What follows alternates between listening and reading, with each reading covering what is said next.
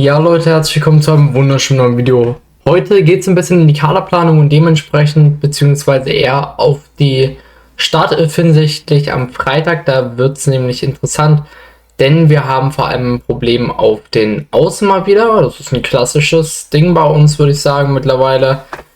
Außen gibt es wieder sehr, sehr viele Ausfälle und das trotz XXL-Kader.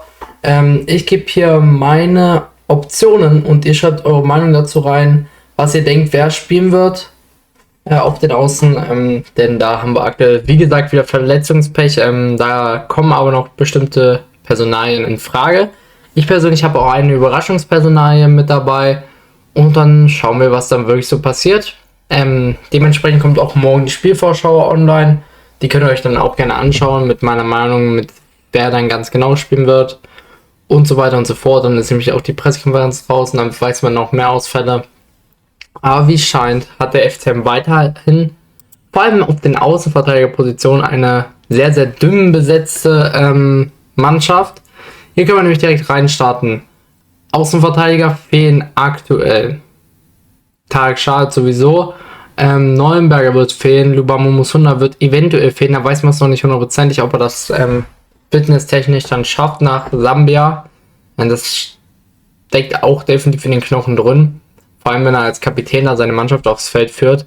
Samuel Lurik ist scheinbar einsatzfähig. Fragezeichen.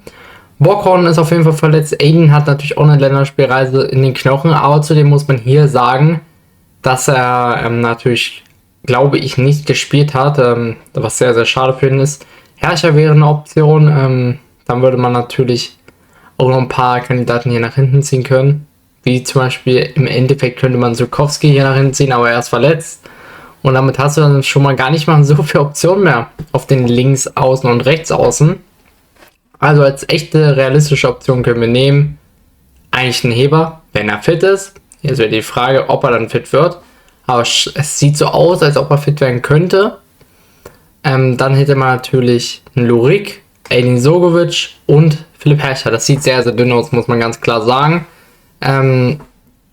Und ich würde sagen, wir fangen direkt mal mit rechts an. Ich denke mal, hier wird es gar nicht so schwierig werden, sich da zu entscheiden.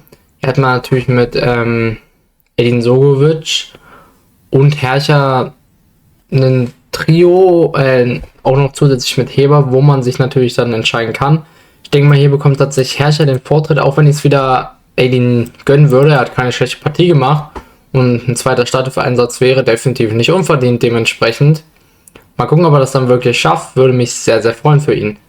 Auch links sieht es dann natürlich noch ein bisschen schwieriger aus. Samuel Lurik kommt aus einer Verletzung zurück.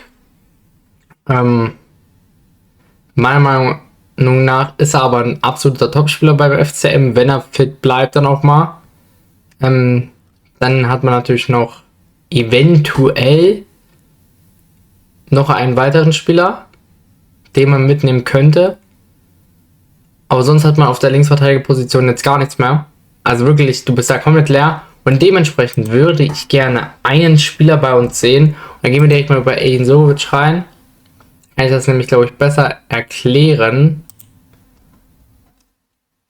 Nämlich bei Magdeburg 2. Ich würde sehr, sehr gerne beim FCM in der Erstmannschaft Marcel Zajusch sehen.